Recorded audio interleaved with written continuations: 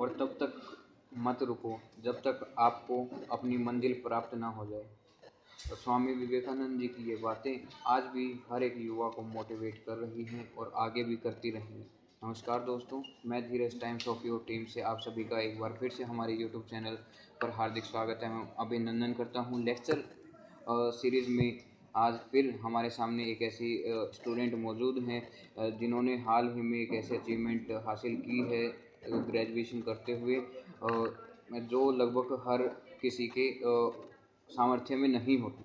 कई स्टूडेंट्स ऐसे होते हैं जो केवल ग्रेजुएशन करते रहते हैं और काफ़ी ऐसे होते हैं जो केवल क्लास वर्क तक ही सीमित रहते हैं। आज हमारे सामने जो स्टूडेंट मौजूद हैं, इन्होंने ग्रेजुएशन के साथ साथ अपने फ्यूचर में जो इन्होंने एम डिसाइड किया है उसके भी स्टेप इन्होंने क्लियर कर दी। आज हमारे सामने Neha B Com honours B Com tax से नेहा जी उपस्थित हैं। इनसे हम जानते हैं कि इन्होंने कौन कौन से एग्ज़ाम हैं वो क्लियर किए हैं और इनका फाइनल एम क्या है, इनकी स्ट्रेटजी किस प्रकार की रही और इनका एक टाइम शेड्यूल, एक स्टूडेंट लाइफ में टाइम शेड्यूल मैनेजमेंट सबसे अहम हिस्सा रहता है। तो किस प्रकार का इनका टाइम शेड्यूल रहा, किस प्रकार की इनकी एक्टिविटी रही। आइए सबसे पहले नेहा जी, आपका हमारे चैनल पर स्वागत है। Hi guys, my name is Neha और मैंने CS एग्जीक्यूटिव क्लियर किया है। Thank you times of youth for giving me this opportunity. क्या हुआ था कि मेरा ना 10th का ना रिज़ल्ट आ गया था, तो फिर ना मैंने सोचा था कि मैं ना कुछ करूं, लेकिन समझ में नहीं आया था कि क्या मेडिकल लेनी है, नॉन मेडिकल लेनी है, फिर कॉमर्स लेनी है। तो फिर ना पहले तो मेरा ये प्लान बना था कि मैं नॉन मेडिकल लूँ। तो फिर बाय चांस ना एक दिन ना साइन करवाने थे किसी पेपर्स पे, तो फिर मेरे को पता चला कि ये CA क्या होता है, CS क्या होता है। तो फिर मैंने मेरी मैम से पूछा था, उन्होंने बताया कि क्या कुछ होता है रोल इनका। तो फिर मेरे को मोटिवेट किया मैम ने कि CS कर लो। फिर मतलब कि इसमें 3 ग्रुप होते हैं। फर्स्ट होता है मतलब कि फाउंडेशन का, सेकंड एग्जीक्यूटिव का और थर्ड प्रोफेशनल का।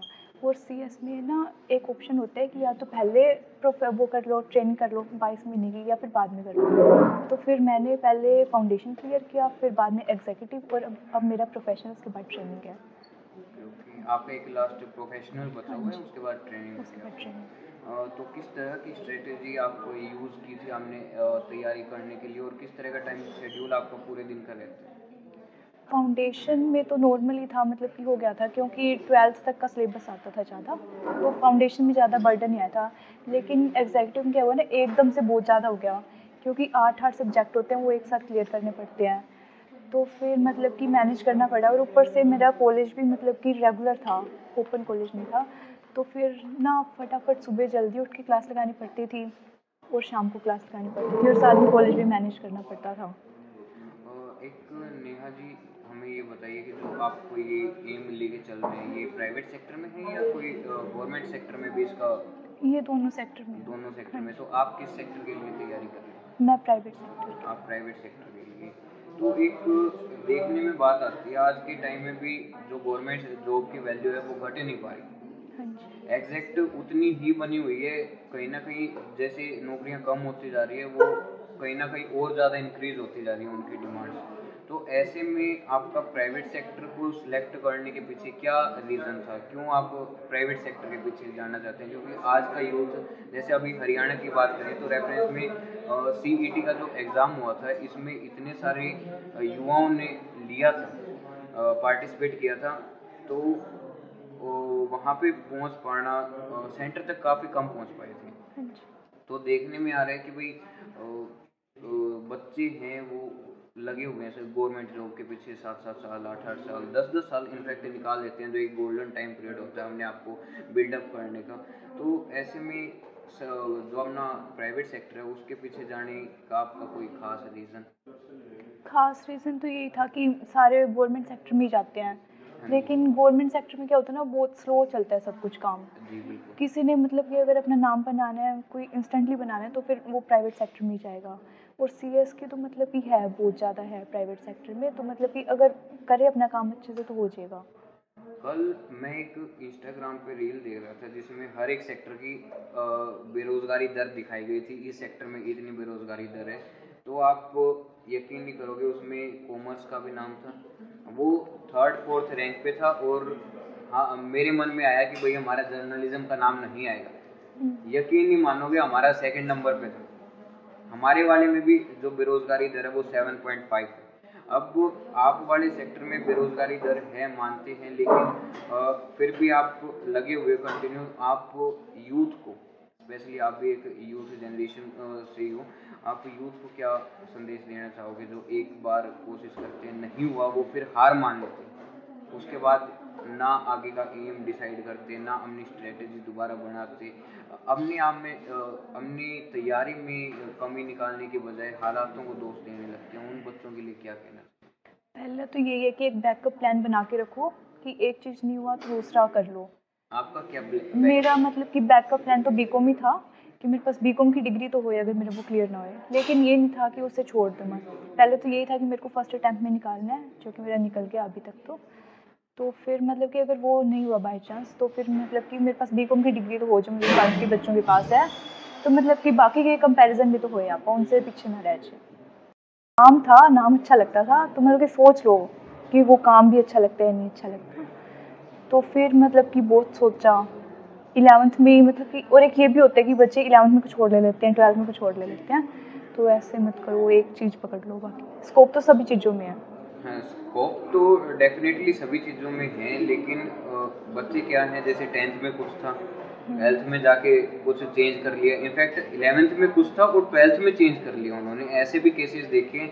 और 12th तक अगर कंटिन्यू रख रहे हैं तो फिर ग्रेजुएशन टाइम पे चेंज कर लेते हैं।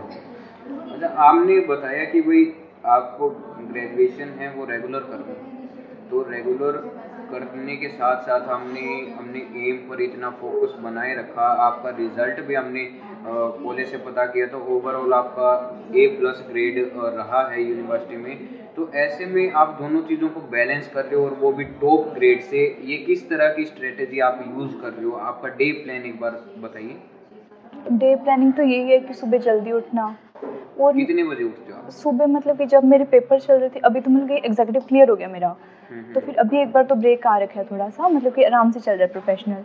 तो मतलब कि जब थे कि पेपर आ रहे हैं साल में, या फिर 4-5 महीने बच के थे पेपर के, तो सुबह मैं 4 बजे उठ जाती थी। तो फिर मतलब कि ना जो लेक्चर्स किए हैं रिवीजन करती थी साथ के साथ, सुबह सुबह मैं रिवीजन करती थी। और जब मतलब कि ये हो गया था कि थक गए कॉलेज से आए या फिर, तो फिर तब फटाफट में एक ना वो होता है कि वीडियो को ना तेज़ करके देखो लेक्चर्स की, तो मैं ना ऐसे टाइम बचा लेती थी, 2x पे करके देखती थी वीडियो। तो 2x पे देखने से आपका एग्जीक्यूटिव निकल गया? हाँ, मैंने सारी वीडियो 2x पे देखी है। आपको समझ में भी आ गया? समझ में भी आ गया। स्टूडेंट्स ऐसे भी हैं जो 2x पे वीडियो देख के अपना एग्ज़ाम क्लियर कर रहे हैं, और जहां एक इस तरह के स्टूडेंट्स भी देखने को है जो नॉर्मल स्पीड पे रख के भी एग्ज़ाम में वो क्लियर नहीं कर पा रहे। तो ऐसे में नेहा जी, हमारा आपसे आखिरी क्वेश्चन ये है कि अगर आपको डिफेंस सिस्टम में जाना पड़े, या फिर आपको कहा जाए कि भाई आप अपनी जो नॉलेज आप अभी तक लेके आए हो, +1 +2 में कॉमर्स की लेके आए हो, या फिर आप ग्रेजुएशन में कॉमर्स के जो नॉलेज गेन कर रहे हो, या फिर आप अपने ड्यूटी टाइम में जो भी आप कह रहे हो कि ट्रेनिंग टाइम में, ट्रेनिंग फेज़ में जो आप नॉलेज गेन करोगे, उसका अगर आप अपनी सोसाइटी के लिए, अपने नेशन के लिए अगर यूज़ करना चाहो तो किस प्रकार से यूज़ करोगे? मैं तो मतलब कि ये सोच के चल रही हूँ कि एक बार अच्छा सा मतलब कि हो जाए, पैकेज लग जाए, फिर उसमें से मैं कंट्रीब्यूट करूँगी। कहाँ जाना चाहते हो आप? बाहर जाना चाहते हो या इंडिया में सर्विस देना? नहीं, इंडिया में ही सर्विस देना चाहिए। इसका रीज़न जहाँ देखने में आ रहा है, काफ़ी सारा यूथ है हमारा, जो यूथ पावर कह रहे हैं हम कि भाई हमारे पास कुछ नहीं है लेकिन यूथ है हमारे पास, यूथ हमारा फॉरेन में सेटल हो रहा है, आप अपनी सर्विसेज इंडिया में देना चाह रहे हो, ये भी एक बड़ी बात है। इसका कोई खास रीज़न? खास रीज़न तो यही है कि जो मतलब कि मैंने फील्ड चूज़ करी है उसका यहाँ पे भी स्कोप है और फॉरेन में इससे ज़्यादा स्कोप है। तो आप ज़्यादा वाले को छोड़ रहे हो, ये तो फिर हाँ। आपकी नहीं, तो मतलब कि ये है ना कि इंडिया को कैसे छोड़ देंगे। एक तो ना मतलब कि ना घर का कल्चर ही ऐसा बना हुआ है कि मतलब कि वैसे हमारी फैमिली तो सारी बाहर है, मतलब कि कज़न वगैरह मोस्टली बाहर हैं, लेकिन मैंने नहीं जाना। उनको देख के ही मेरा मन बदल गया कि मैंने बाहर नहीं जाना। आपका मन भर गया। तो यही क्वेश्चन थे। हमने नेहा जी की स्ट्रेटेजी जानी और उनसे एक आउटपुट लिया कि भाई किस तरह से मैनेज करके टाइम शेड्यूल को हमने एग्ज़ाम क्लियर किए जा सकते हैं ग्रेजुएशन फेज़ में।